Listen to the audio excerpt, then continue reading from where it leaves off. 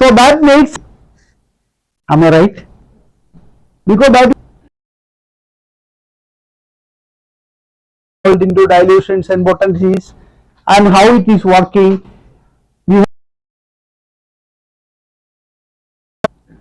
instead of giving scientific answer, what we know clever, and we are also having the right to do more experiments.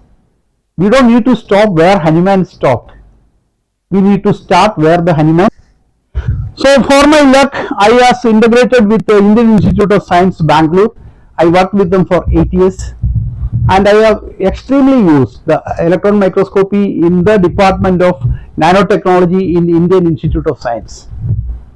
But the funny thing is, when I went there first in 2010 to get permission to start my work, I was an external researcher because my PhD was registered in our own university, and I was taking it as an additional work in the lab as an external candidate, paying for every service. So every sample I was working, I was paying to them.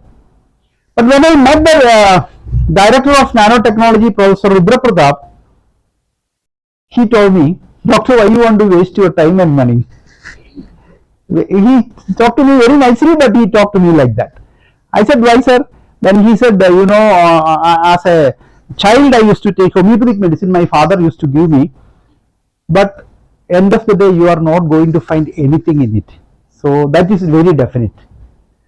I was not discouraged. I told him that, and he said he don't believe in it actually.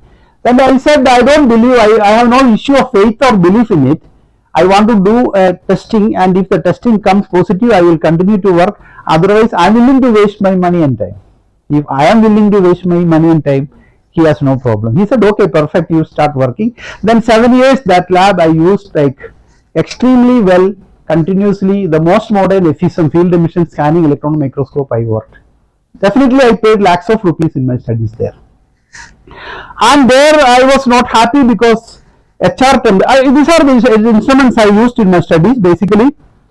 HRTM, high resolution transmission electron microscope, field emission scanning electron microscope, energy dispersion spectroscopy, selected area electron diffraction, and dynamic light scattering.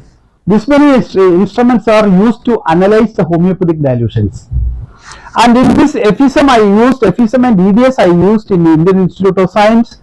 HRTM is attached to a CD is attached to a HRTM, high resolution transmission electron microscope. This is an attachment.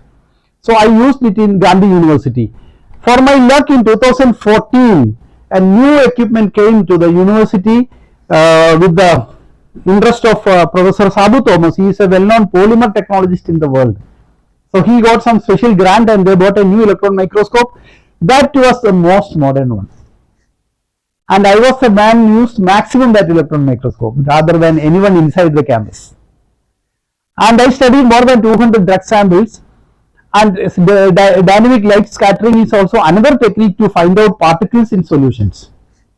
So when we come to this analysis and studies, these nanoparticles in ultra high dilutions happen 60 to cm LM1 to LM30. I did extensive studies of almost 30 drugs. So it was all began in 2010 when British Journal has published the paper by Chikamin and Professor Jayesh Bellare. So I was more curious, but there was one problem in that paper which they said homeopathic dilutions are transferring the nanoparticles in the bottle, the top of the bottle, nanoparticles become nano bubbles, and these bubbles will get transferred from one dilution to another dilution. This was the theory they proposed. The problem was, if you speak otherwise, you should question the validity of Avogadro's principle, which they were not willing to do. As a mainstream scientist, Dr. Bellare was not confident to talk in that area, because that affects his reputation in all other field. But when I started this study, I was curious to know, because we know the preparation of homeopathic dilutions. You go to any laboratory, where when the medicines are prepared, a portion of medicine is sucked out and the remaining 1% of the medicine kept there.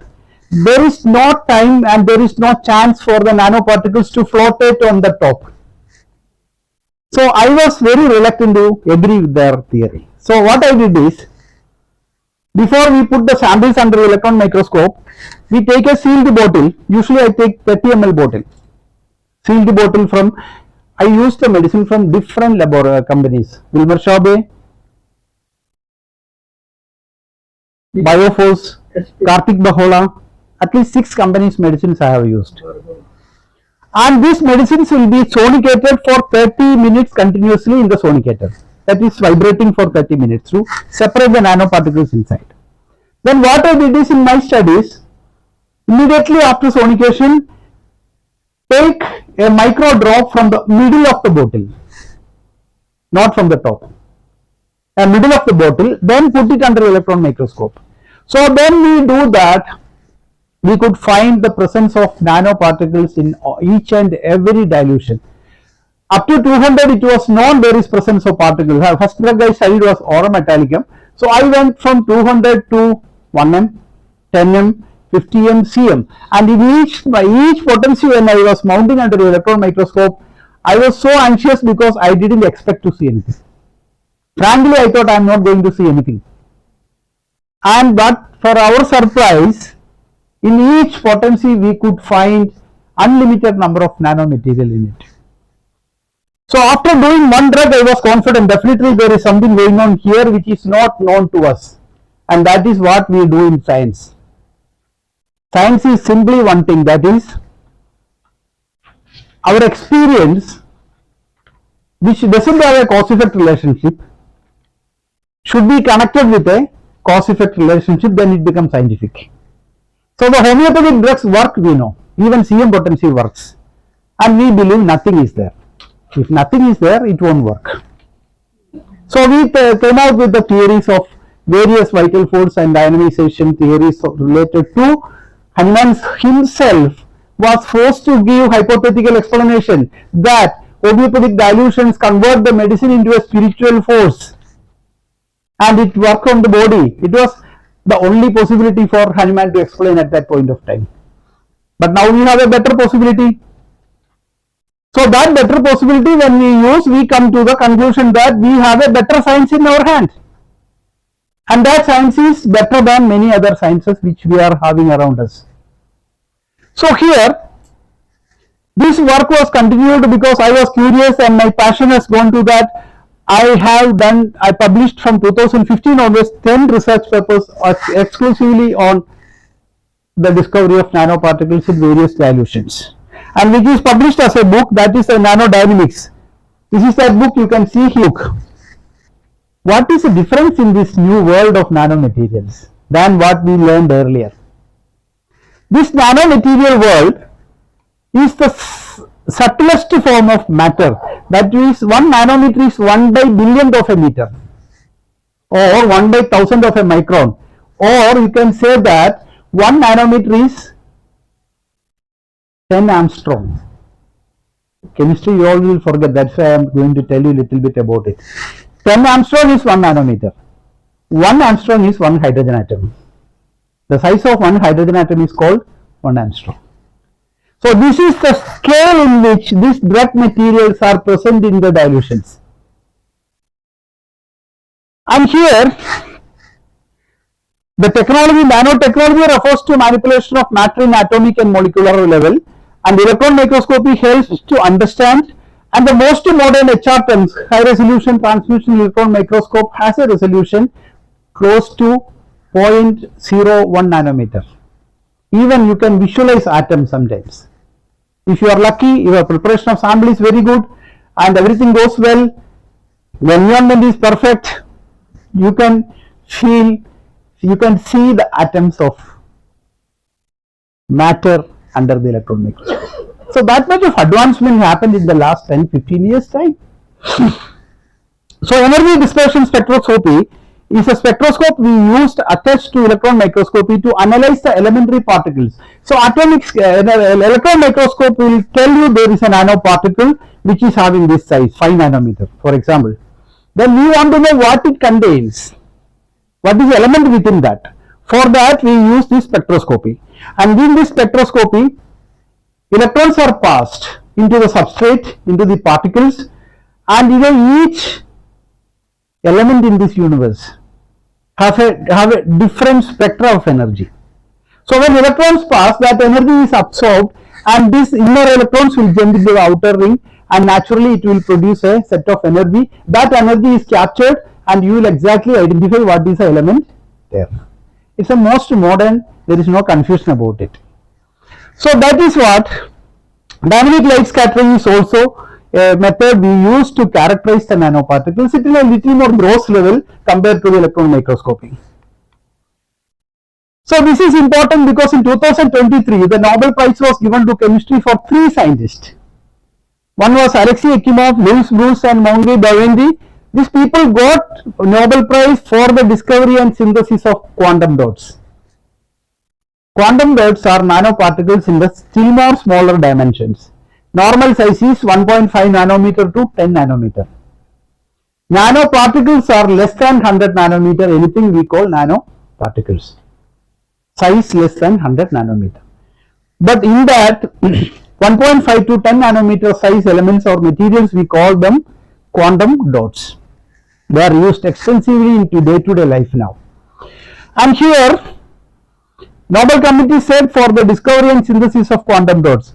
And these 2 scientists, Ekimov and Bruce, succeeded in creating quantum dots, but as Bawendi has revolutionized the chemical production of quantum dots. And nowadays we will see that when you go to shop and buy a TV, it is written under that QLED. The QLED means quantum light emission diode.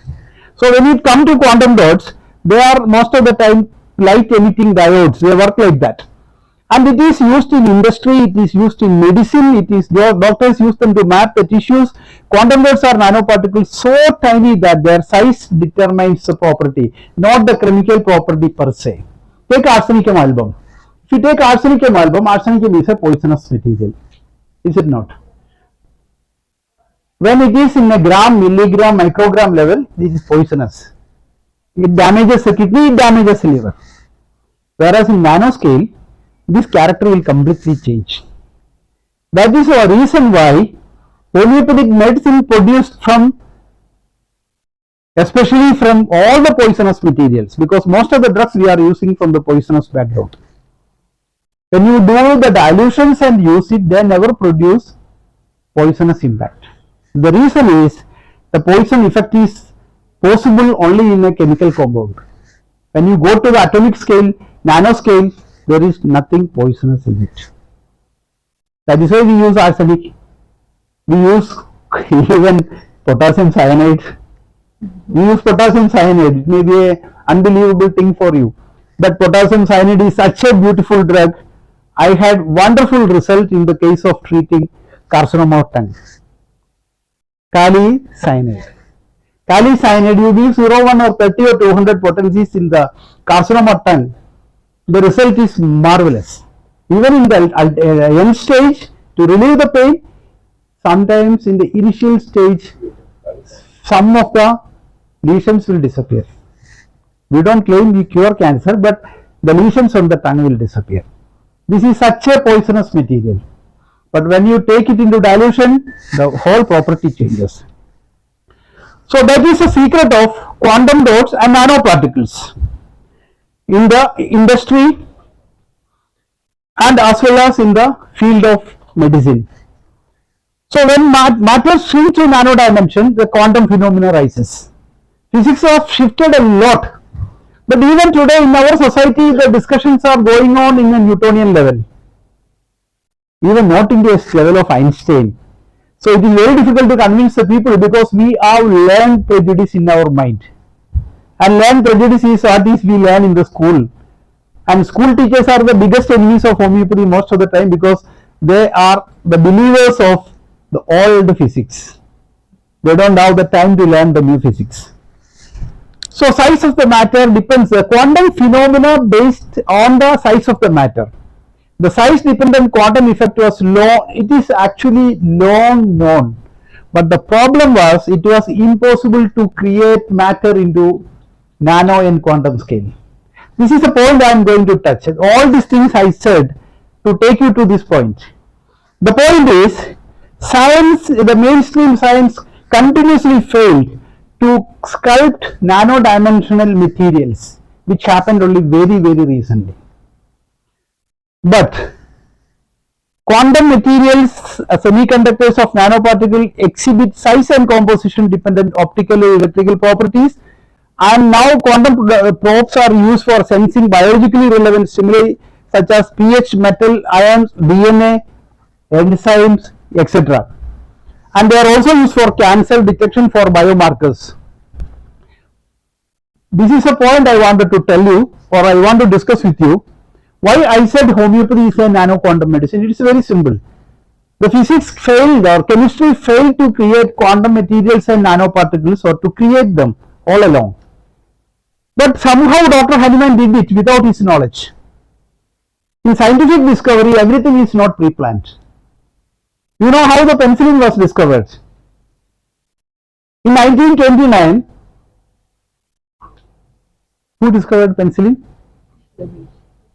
Alexander Fleming. Sorry, I forgot his name. Alexander Fleming made a mistake in his lab. That mistake led to the discovery of penicillin. You know the story very well. He made a mistake. He was going for 3 days, 4 days leave outside in a hurry. So he failed to close the petri dish where he was kept the culture of bacteria. So it was open. Number one. Number two, he was eating some bread in the lab, and a part of that was kept there and left. It was both accidental. When he came back, he found there are some black spots in the culture media where he found the bacteria is dead. Then he see and found that the fungus from the bread has come here and that has killed the bacteria.